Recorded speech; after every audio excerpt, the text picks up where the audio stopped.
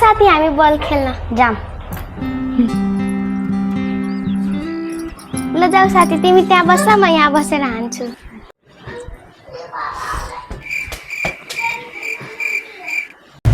थेट साथी तिमी त बोल्नै रोक्न सकेन यो पुरानो बाल्टीमा किन माटो राख्नु भयो पुरानो सामानहरूलाई फेरि प्रयोग गर्नुपर्छ कि छोरी फाल्नु हुँदैन त्यसमा फुल रोपेको छु कस्तो राम्रो फुल लागिरहेछ नि त्यही भएर वा पक्नु एउटा अझै पुरानो सामान छ म लिएर आउँछु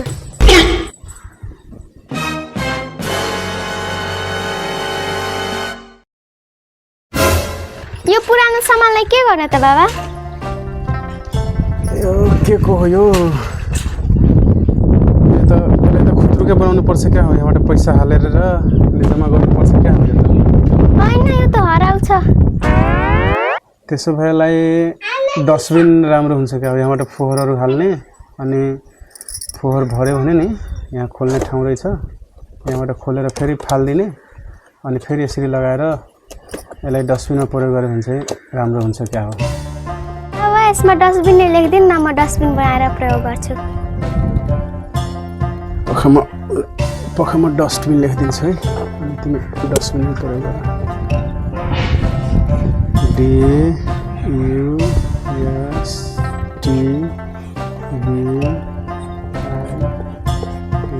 ल यो डस्टबिन भयो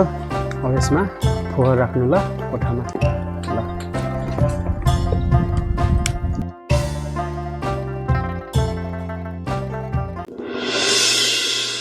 1 hour later. छि के गनाइरहेछ रे तिमीले के गरिरहेछौ छि यसमा पो गनाए जस्तो छ त के गर्यो यसमा भर्खर अघि यो गरे त पुरै भारी छ त छि यसैमा गनाए जस्तो छ के हालेर तिमीहरू रे